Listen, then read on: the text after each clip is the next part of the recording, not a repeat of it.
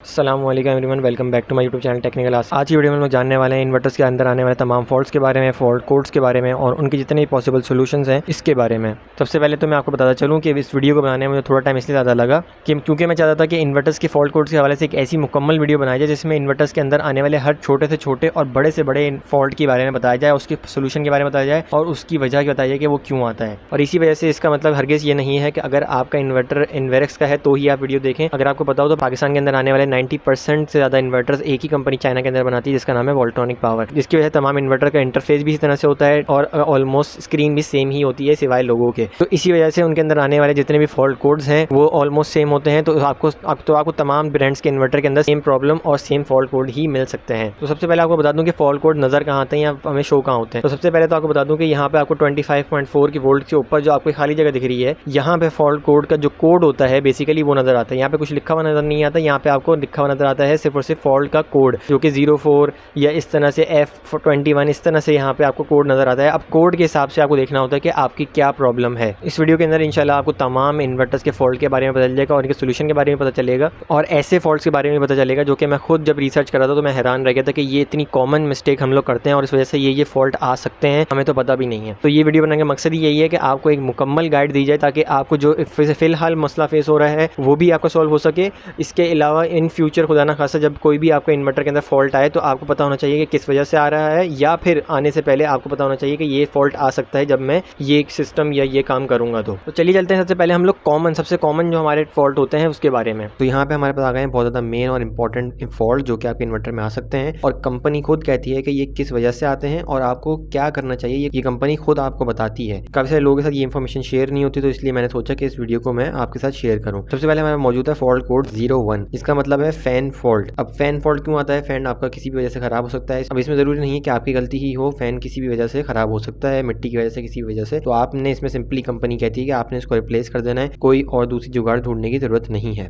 Fault code 02। अब fault code 02 का मतलब यह है कि किसी इन्वर्टर के अंदर कोई भी ऐसा कंपोनेंट जो कि 100 डिग्री से ऊपर है, क्योंकि इन्वर्टर के अंदर बहुत सारे अलग अलग कंपोनेंट्स होते हैं, तो किसी भी कंपोनेंट का, वाहिद कंपोनेंट का टेम्परेचर 100 डिग्री से ऊपर चला जाता है तब वो इन्वर्टर 02 की वार्निंग देता है। तो इसमें कंपनी ये कहती है कि आप अपने जो इन्वर्टर है उसका एयर फ्लो चेक करें। एयर फ्लो चेक करने से मुराद क्या है? एयर फ्लो चेक करने से मुराद ये है कि आपको अपने इन्वर्टर के फिल्टर्स चेक करने हैं, फैन चेक करने हैं और इन्वर्टर के आसपास का टेम्परेचर यानी कि उस कमरे का या उस जगह पे आपने जहां लगाया हुआ है उसको आपने चेक करना है कि वो एक्स्ट्रा ज़्यादा तो नहीं है। हमारे पास मौजूद है फॉल्ट कोड 03। फॉल्ट कोड 03 दो वजूहात की वजह से आ सकता है और इसके दोनों के अलग अलग सोल्यूशंस हैं। सबसे पहले हमारे पास कॉज है बैटरी इज ओवर चार्ज। अब बैटरी हमारी किसी भी वजह से, या हम कहीं और से बैटरी चार्ज करवाते हैं या पहली दफ़ा जब लगाते हैं तब आपको काफ़ी ज़्यादा ये इशू फेस करना पड़ता है कि बैटरी जो है वो ओवर चार्ज दिखा रहा होता है। इसका मतलब ये होता है कि किसी दुकानदार ने या किसी भी जगह से आपने अगर बैटरी सेकंड हैंड लिए, कहीं से भी लिए, तो उन्होंने बैटरी जो चार्ज की होती है, अब जब बैटरी चार्ज की होती है तो उन्होंने दूसरे चार्जर से चार्ज की होती है और वो ओवर चार्ज कर देते हैं अक्सर बैटरीज को। जब आप उनको सीरीज में लगाते हैं तो आपकी बैटरीज के वोल्टेज जो है वो ऐड हो जाते हैं और इन्वर्टर की सेफ लिमिट से ऊपर चले जाते हैं। तो इन्वर्टर आपको ये वाली, तो इसमें क्या करना होता है, आपने सबसे पहले तो आपने बैटरीज के वोल्टेज को कम करना होता है, जैसे कि आप किसी भी तरह से इसको यूज करके कम करें या किसी और वजह से कम करें या फिर अपने बैटरीज को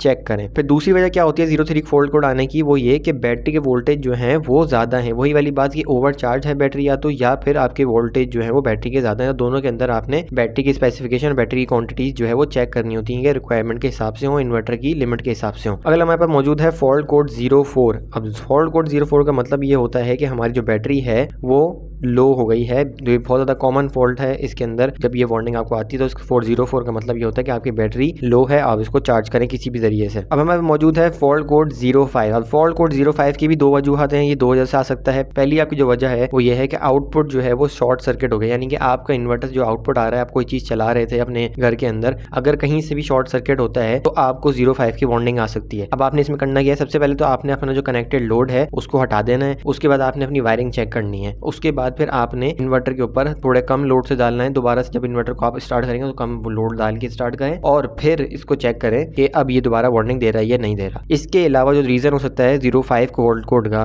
वो ये कि टेम्परेचर जो है वो इंटरनल, किसी भी कन्वर्टर का इंटरनल कन्वर्टर जो है उसका टेम्परेचर जो है वो 120 डिग्री सेंटीग्रेड से ऊपर चला गया है। तो आपने क्या करना है, अब आपने वही काम करना है जो आपने पहले किया था कि आपने इन्वर्टर का एयर फ्लो चेक करना है और चेक करना है कि इन्वर्टर के आसपास जो जगह है या जो कमरा है उसका टेम्परेचर नॉर्मल टेम्परेचर से ज़्यादा ना हो। तो आपने क्या करना है कि उसको ठंडा करने की कोशिश करनी है, वहाँ पे पंखा चला देना है, कोई भी ऐसी चीज़ चला देनी जिससे हवा का फ्लो अच्छा हो। अब हमारे पास मौजूद है फॉल्ट कोड 06। कई इन्वर्टर्स में ये 58 के नाम से भी आता है, तो ये 2 नाम से आता है यही सेम चीज़। इसमें क्या होता है कि इसमें आपके आउटपुट के जो वोल्टेज हैं वो एबनॉर्मल होते हैं, यानी कि नॉर्मल नहीं होते। वो 190 से लेके 160 के बीच में नहीं होते, बल्कि इससे भी ज़्यादा होते हैं। अब इसमें करना क्या होता है, ज़रूरी नहीं है कि आपके इन्वर्टर के अंदर कोई फॉल्ट हो, बल्कि इन्वर्टर के एक्स्ट्रा वोल्टेज की वजह आपके जो कनेक्टेड लोड है वो भी हो सकता है। तो अगर तो आपने इसको ओवरलोड करके चलाया हुआ है तो इन्वर्टर अक्सर एक्स्ट्रा वोल्टेज देने की कोशिश करता है, जिसकी वजह से ही आपको एरर मिलता है। सबसे पहले तो आपने करना ये है कि आपने इन्वर्टर का जो लोड है उसको हटा देना है, फिर स्टार्ट करना है। अगर आपको फिर भी ये वार्निंग मिलती है, फिर आपने ये करना है कि इसको स्टॉप करके आपने रिपेयर सेंटर यानी कि इन्वर्टर के ऑफिस आपने इसको भेज देना है। फॉल्ट कोड 07 की अगर बात करें तो फॉल्ट कोड 07 के अंदर कंपनी कहती है कि इसकी भी 2 वजूहात हो सकती हैं। तो कंपनी इसमें कहती है कि ओवरलोड एरर, हमारा जो इन्वर्टर है उसके ऊपर 105% से ज़्यादा लोड डला, यानी कि जो इन्वर्टर की पूरी कैपेसिटी है 100%, जो भी अगर 2.5 किलोवाट का है या 4 किलोवाट का है,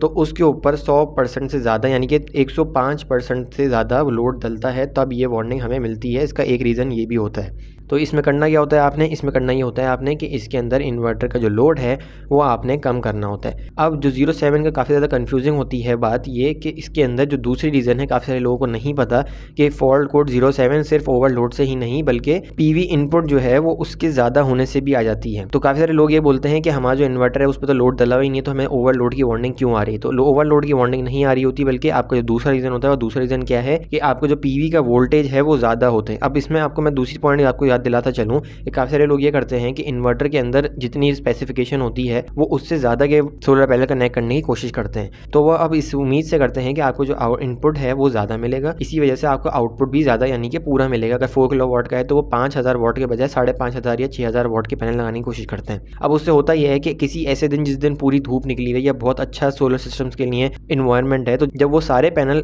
जब अपनी पूरी पावर देना शुरू करेंगे, आपके इन्वर्टर के अंदर ये एक्स्ट्रा वोल्टेज यानी कि हायर वोल्टेज की वार्निंग आएगी पीवी की। और उससे क्या होगा कि आपके अगर पीवी के हाई वोल्टेज होंगे तो आपको जो इन्वर्टर है उसको बैलेंस करने की कोशिश करेगा। और वो बैलेंस करने की कोशिश कैसे करेगा कि वो आपके जो आउटपुट के वोल्टेज है वो उसको गिराना शुरू कर देगा, जिसकी वजह से दोनों तरफ पे नुकसान होने का खदशा होता है। तो आपने क्या करना होता है कि आपने ये चेक करना होता है कि आपके जितने भी इन सीरीज में कनेक्ट हुए होते हैं या जितने मॉड्यूल लगे होते हैं सोलर के, आपको उनको कम करके रेंज के अंदर लाना होता है। तो ये वजह थी कि 07 के कोड ओवरलोड के नहीं बल्कि एक्स्ट्रा वोल्टेज की वजह से भी आ रहा होता है। अब हमारे पास मौजूद है फॉल्ट कोड 8, 9, 53 और 57। ये 4 कोड जो हैं वो 4 ख़ास कंपोनेंट्स के लिए दिए गए हैं। इनमें से कोई भी आपको एरर मिलता है तो इसका मतलब ये है कि इन्वर्टर के अंदर कोई ऐसा मेन कंपोनेंट ख़राब हो गया है जिसकी वजह से आपको इसको सर्विस सेंटर भेजना पड़ेगा। अगला हमारे पास मौजूद है कोड 51। कोड 51 का मतलब है कि ओवर करंट और सर्ज। अगर हमारे इन्वर्टर के अंदर कोई ओवर करंट यानी कि जब अगर वापडा से या किसी भी जगह से ओवर करंट आएगा, हमारा जो इन्वर्टर है वो 51 की वार्निंग देगा। इसके अलावा सर्ज, आपको पता है सर्ज जो है बेसिकली एक तरह से ओवर करंट या ओवर वोल्टेज ही होता है, जो कि कुछ सेकंड के लिए झटका मारता है इन्वर्टर को, और इस इन्वर्टर आपका जब वो लिमिट से ज़्यादा होता है तो फिर वो आपको 51 की वार्निंग देता है। काफ़ी सारे 2.5 किलोवाट के अंदर 5 किलोवाट का सर्ज पावर की लिमिट होती है, इसी तरह से 4 किलोवाट के अंदर 8 किलोवाट की सर्ज पावर की लिमिट होती है। लेकिन अगर सर्ज इससे भी ज़्यादा आता है, इन्वर्टर की लिमिट से ज़्यादा आता है, तो आपको 51 की वार्निंग मिलती है। अब आपने करना क्या होता है, कंपनी कहती है कि आपने अपने जो इन्वर्टर है उसको बंद करना है और इसको दोबारा रीस्टार्ट कर लेना है। इसको 1-2 दफ़ा आपने ट्राई करना है। अगर ये फॉल्ट आपका नहीं सही होता तब भी आपने इसको सर्विस सेंटर भेज देना है। इसको बताने का मकसद ये है आपको कि आपने जो चीज़ कंपनी ने कही है आप वो ट्राई कर सकते हैं, और नहीं हो तो आप इसको सर्विस सेंटर भेजना ही पड़ेगा। अगर आप इसके अलावा कोई प्रोसीजर करते हैं तो फिर आपकी वारंटी भी क्लेम नहीं होगी। तो बताने का मकसद यही है कि आपको जो कंपनी कहती है आप वही ट्राई करें, इसके अलावा कोई और जुगाड़ ढूंढने की ज़रूरत नहीं है। आगे हमारे पास मौजूद है फॉल्ट कोड 52।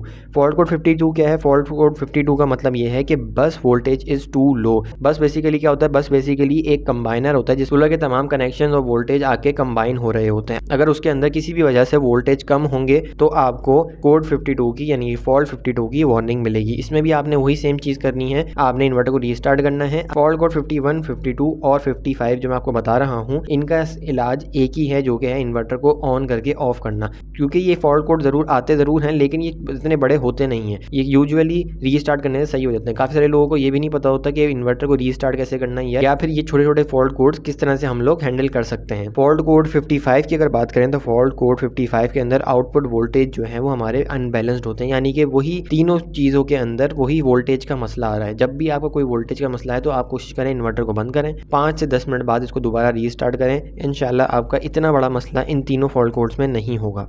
अब आगे चलते हैं हम लोग अपने नेक्स्ट फॉल्ट के ऊपर, वो है फॉल्ट कोड 59। फॉल्ट कोड 59 में क्या होता है? फॉल्ट कोड 59 में बेसिकली पीवी के जो हमारे वोल्टेज होते हैं वो ज़्यादा होते हैं। अब आपको याद है कि यह हमारे साथ फॉल्ट कोड आ चुका है, लेकिन वो फॉल्ट कोड 07 था, ये फॉल्ट कोड 59 है। फॉल्ट कोड 07 के अंदर ये भी वजह हो सकती है वो पीवी के वोल्टेज ज़्यादा होने की, इसके अलावा ओवरलोड की भी हो सकती है। लेकिन 59 अगर आता है तो एग्जैक्टली इसका मतलब ये है कि आपके जो पीवी के वोल्टेजेस हैं वो ज़्यादा हैं। तो आपने क्या करना है कि इन्वर्टर के अंदर पीवी के मॉड्यूल्स को कम कर देना है। अब इन चीज़ों से बचने के लिए आपने सिंपल ये करना है कि आपने जो लिमिट के अंदर दिए हुए हैं आपके इन्वर्टर के अंदर सोलर पैनल्स, आपने उतने ही सोलर पैनल्स लगाने हैं, तो आपको इंशाल्लाह 07 और 59 का कोई एरर नहीं मिलेगा। अब शुरू होता है हमारी वीडियो का ऐसा पार्ट जहाँ पे हमें पता ही नहीं होता, हमें फॉल्ट कोड मिलते ही नहीं हैं, तो उसकी ट्रबल शूटिंग कैसे करनी है आइए मैं आपको बताता हूँ। कंपनी खुद भी कहती है कि काफ़ी सारे ऐसे इशूज़ भी होते हैं जिनका हमें फॉल्ट कोड नहीं दिया होता, लेकिन फिर भी हमारे इन्वर्टर के अंदर प्रॉब्लम आ रही होती है। अब प्रॉब्लम क्या है हमारे पास? यहाँ पे सबसे पहले हमारे प्रॉब्लम मौजूद है, वो ये है कि यूनिट जो है वो हमारा बार बार बंद हो रहा है जैसे ही स्टार्टअप प्रोसेस होता है, यानी कि जैसे ही इन्वर्टर ऑन होता है बीप देता है और फिर फ़ौरन से शट डाउन हो जाता है। अब इसकी इंडिकेशन बेसिकली क्या है? इसकी इंडिकेशन ये भी होती है कि हमारा इन्वर्टर जो है वो जब स्टार्ट होता है उसकी एलसीडी ऑन होती है, 3 सेकंड के लिए पूरा बजर बजता है, लेकिन फिर ये कम्प्लीटली ऑफ हो जाता है। इसकी वजह क्या होती है? इसकी वजह बेसिकली होती है लो बैटरी। जब आप अगर बैटरी पे इसको स्टार्ट कर रहे होते हैं और ये ऐसा कर रहा होता है, बेसिकली इसका मकसद ये होता है कि आपके बैटरी के अंदर इतने भी वोल्टेज नहीं है कि वो आपके इन्वर्टर को ऑन कर सके। अब आपको ये पता क्यों नहीं चलता? अब आपको पता इसलिए नहीं चलता क्योंकि आपका इन्वर्टर की एलसीडी ऑन ही नहीं हो पाती इतनी देर में ताकि आप वोल्टेज चेक कर सकें। अब काफ़ी लोगों के पास इसके अलावा वोल्ट मीटर भी नहीं होता, तो उसको बैटरी को एक्सटर्नली भी वोल्टेज उसके चेक नहीं कर पाते। तो आपने क्या करना है? आपने बैटरी को किसी और एक्सटर्नल चार्जर से चार्ज कर लेना है, या फिर आपने बैटरीज, हो सकता है कि आपकी बैटरीज चार्ज ना भी हो रही हों, तो हो सकता है बैटरीज आपकी ख़राब हो गई हों, तो वो जब इन्वर्टर को चार्ज करने की कोशिश भी करे तब भी वो नहीं कर पा रहा। इसलिए आपने क्या करना है? बैटरीज को रिप्लेस कर देना है, कंपनी खुद कहती है। तीसरी टिप अगर आपको दूँ तो ये आपको यकीनन ये फॉल्ट जब ही आएगा जब आपने वापडा और सोलर इसको नहीं दिया होगा, या कोई और ऐसी वजह होगी जब इसको स्टार्ट कर रहे होंगे। एक तो बैटरी भी नहीं होगी, उसके अलावा ये दोनों इनपुट भी नहीं होंगे। आपने क्या करना है? ब्रेकर को ऑफ कर देना है इस सिचुएशन में, और फिर आपने वापडा या सोलर पे इसको ऑन करना है। वापडा या सोलर पे जब इसको ऑन करेंगे फिर आपने बैटरी को ऑन करना है 2 से 3 मिनट बाद, ताकि ये बैटरी को सोलर और वापडा से चार्ज करना शुरू कर दे, बजाय कि ये खुद बैटरी पे स्टार्ट हो। अब अगला हमारा इशू है ऐसा जो कि हमें काफी ज्यादा लोगों को पता नहीं चलता इसके, क्योंकि इसका भी फॉल्ट कोड नहीं है, no response after power on. अब इसमें क्या होता है? अब इसमें ये होता है कि हमारा जो इन्वर्टर है वो ऑन तो हो जाता है। काफी सारे लोगों का ये भी इशू आ रहा था और मुझे सवालात भी इसके बहुत ज्यादा आए थे। तो इसमें क्या होता है कि इसमें वो बोलते हैं कि हमारा इन्वर्टर ऑन हो गया है, लेकिन अब कुछ कर नहीं रहा, यानी कि कोई बीप नहीं दे रहा, कोई आउटपुट नहीं दे रहा, बस स्क्रीन पे लोगो लगे हुए नजर आ रहे हैं, आइकन बने हुए नजर आ रहे हैं, आउटपुट नहीं मिल रहा हमें। हमने पावर का बटन भी ऑन कर दिया है तब भी ये हमें नहीं मिल रहा। तो कंपनी कहती है कि इसके 2 रीजन हो सकते हैं। रीजन 1 कि आपकी बैटरी जो है वो बहुत ज्यादा लो है। अब आपने इसको वापडा भी दे दी या सोलर भी दे दी, तब भी आपके अगर एक्स्ट्रा लो बैटरी होगी, बैटरी के वोल्टेज एक्स्ट्रा लो होंगे, तब भी ये इशू आपको फेस हो सकता है कि आपका इन्वर्टर जो है वो आउटपुट ना दे, तो आपने बैटरी को चार्ज करना है। इसके अलावा तो कंपनी दूसरा रीजन देती है कि इस इन्वर्टर का जो फ्यूज है वो ट्रिप हो जाता है। जी हाँ, इन्वर्टर का जब फ्यूज ट्रिप होता है तो जरूरी नहीं है कि आपका इन्वर्टर ऑन ही ना हो, इन्वर्टर ऑन होगा लेकिन वो कुछ करेगा नहीं। अब वो कुछ करेगा नहीं तो इसका मतलब ये है कि आपको जो इन्वर्टर का फ्यूज है वो ट्रिप हो गया है। अब आपने क्या करना है? पहले अगर रीजन है तो आपने सिंपली बैटरी को रिचार्ज करना है या बैटरी को रिप्लेस कर देना, अगर आपकी बैटरीज पुरानी है, अगर आपको पता है, इतना अंदाजा है। तो जो दूसरा रीजन है फ्यूज अगर ट्रिप हो गया, तो आपने इसको खुद से चेंज करने की जरूरत नहीं करनी, आपने कॉल सेंटर को कांटेक्ट करना है और फिर उनसे, अगर आपका जो इन्वर्टर है वारंटी के अंदर है, तो आपने इसका फ्यूज़ चेंज करा लेना है। उनको पहले ही बता देना है कि मेरे फ्यूज़ का इशू मुझे लग रहा है। उसके बाद अगर हम लोग बात करें तो हमारा जो प्रॉब्लम है वो बहुत ज़्यादा इंपॉर्टेंट प्रॉब्लम है और काफ़ी सारे लोगों को मुझे इसके भी बहुत ज़्यादा कमेंट्स आए थे। हमारा जो आउटपुट है हमने जो सेलेक्ट किया हुआ है, यानी कि सोलर सेलेक्ट किया हुआ है या यूटिलिटी सेलेक्ट किया हुआ है कि हमें पहले इन्वर्टर को सोलर पे चलाना है या हमने इन्वर्टर को पहले यूटिलिटी पे चलाना है। लेकिन हमारा इन्वर्टर जो है जैसे ही ऑन होता है, उन दोनों के होने के बावजूद भी अवेलेबल होंगी दोनों चीज़ें, यानी कि वापडा और सोलर, फिर भी हमारा इन्वर्टर बैटरी मोड पर चला जाता है। तो इसकी जो मसले हैं वो इन कंपनी कहती है कि इसके 3 मसले हैं और तीनों के अलग अलग हल हैं। अब इसमें कंपनी कहती है, अब इसमें कंपनी कहती है कि आपने सबसे पहले चेक करना है कि आपके जो इनपुट के वोल्टेज आ रहे हैं यानी कि सोलर के या फिर आपके वापडा के वोल्टेज जो आ रहे हैं वो चेक करने हैं। आपने ये नहीं देखना कि सिर्फ लोगो मौजूद है तो आपका इन्वर्टर के अंदर आउटपुट या इनपुट आ रही है। आपने बल्कि इसकी मेन्यू को स्क्रॉल करना है और अगर वापडा है तो वापडा के वोल्टेज चेक करने हैं, अगर सोलर है तो सोलर के वोल्टेज चेक करने हैं। अगर देखना है आपने अगर तो वो जीरो नहीं आ रहे तो कोई और मसला हो सकता है, लेकिन अगर ये जीरो आ रहे हैं यानी कि इसके वोल्टेज नहीं आ रहे लेकिन इसका लोगो नज़र आ रहा है लेकिन वोल्टेज नहीं आया, तो इसका मतलब क्या है, इसकी रीज़न ये है, कंपनी कहती है कि इसका जो इनपुट का प्रोटेक्टर है, इनपुट प्रोटेक्टर जो है वो ट्रिप हो गया है। अब इसमें क्या करना है, अब आपने इसमें सबसे पहले आपने चेक ये करना है कि एसी का जो ब्रेकर है उसमें कोई इशू तो नहीं है। इसके अलावा आपने चेक करना है कि आपकी एसी की जो वायरिंग है वो सही से कनेक्टेड हो। काफ़ी दफ़ा ये भी होता है कि आपकी एसी की जो वायरिंग आपने इनपुट दी होती है वापडा की वो सही से कनेक्टेड नहीं होती, वो इंडिकेशन ज़रूर दे रही होती है कि ये मौजूद है लेकिन वो सही से कनेक्टेड नहीं हो पाती। उसके बाद हमारे पास अगली रीज़न इसकी ये है कि हमारे इन्वर्टर वापडा या सोलर के बजाय बैटरी यूज़ कर रहा है, तो उसकी हमारे पास रीज़न ये है कि हमारी जो क्वालिटी है यानी कि हमारा जो इन्वर्टर की फ्रीक्वेंसी या क्वालिटी या पावर आउटपुट जो है वो इतने अच्छी क्वालिटी का नहीं है। कंपनी खुद भी कहती है कि ज़रूरी नहीं है कि आपने अगर इसको वापडा दे दिया तो ये हर वक्त चलेगा। आपके इन्वर्टर के अंदर आपने, इसलिए मैं कहता हूँ कि आपने वोल्टेज प्रोटेक्टर वगैरह चीज़ें लगानी है ताकि आपके इन्वर्टर को प्रॉपर एक अच्छी क्वालिटी की AC पावर मिल सके। इसमें आपने क्या करना है, इसमें आपने इन कंपनी कहती है कि सबसे पहले तो आप अपने चेक करें कि AC के जो वायर आ रहे हैं यानी कि AC करंट, वापडा के करंट के जो आपके वायर आ रहे हैं वो एक्स्ट्रा लंबे नहीं हों, बहुत ज़्यादा डिस्टेंस पे ना हो जिसकी वजह से इसकी पावर गिर रही हो।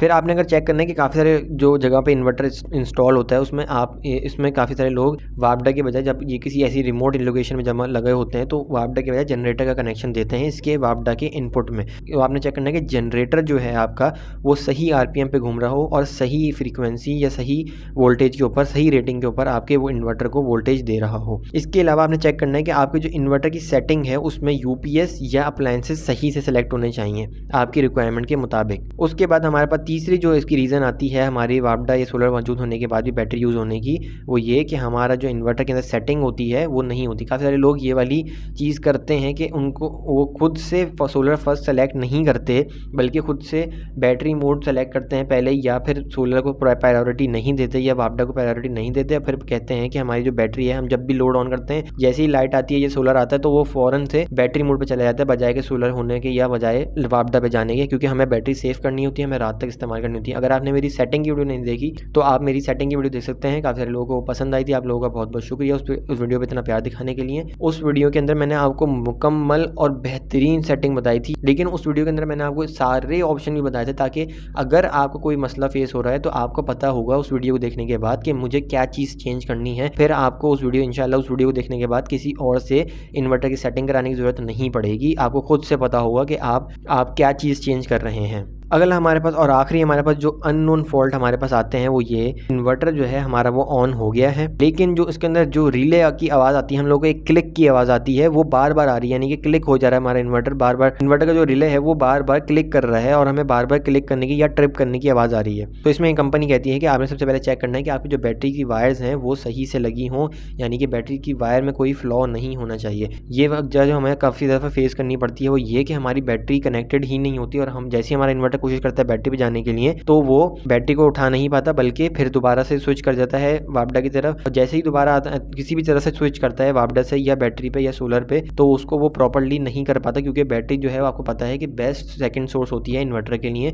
तो जब भी वो स्विचिंग करता है तो अपना लोड और बाकी का जो लोड होता है वो बैटरी पे डालता है। तो ये भी काफ़ी सारे लोगों को इशू फेस हो रहा था। काफ़ी सारे लोगों को इशू फॉल्ट वाले तो फेस नहीं हो रहे थे, लेकिन ये जो मैंने अननोन इशूज़ बताए हैं काफ़ी सारे लोगों को ये बहुत ज़्यादा फेस हो रहे थे। इसके अलावा आपको इन्वर्टर्स के अंदर BP यानी बैटरी पावर का एरर मिलेगा। ये एरर आपका बैटरी ना लगाने की वजह से आता है, लेकिन इसका हरगिज़ मतलब ये नहीं है कि आपका इन्वर्टर चलेगा नहीं। इसकी वार्निंग आने के बावजूद भी आपका इन्वर्टर प्रॉपर्ली वर्क करता है। इसके अलावा आपको फॉल्ट कोड मिलेगा 15 जो कि होता है लो PV। ये आपको जब मिलता है जब आप बगैर किसी और सेकेंडरी सोर्स के इसको चला रहे होते हैं, यानी कि इसमें ना बैटरी होती है ना वापडा कनेक्टेड होती है, सारा लोड आपका PV सोलर पैनल से चल रहा होता है। जब थोड़े से बादल आते हैं या आप लोड एक्स्ट्रा कर देते हैं तो फिर आपको लो PV का एरर मिलता है। इसके अलावा ये बहुत सारे फॉल्ट कोड्स हैं, लेकिन मैंने वो सोचा कि इसके अंदर मैं मेन फॉल्ट कोड्स के अंदर कवर करूँगा। इसके अलावा बहुत सारे फॉल्ट कोड्स और भी हैं। अगर आपके पास BMS है यानी कि लिथियम बैटरी कनेक्टेड है, कोड्स अलग हैं। इसके अलावा आपको बहुत सारे और भी फॉल्ट कोड्स मिल जाएंगे। अगर आपको आपके फॉल्ट कोड का जवाब मिल गया है या आपका फॉल्ट कोड सही हो गया है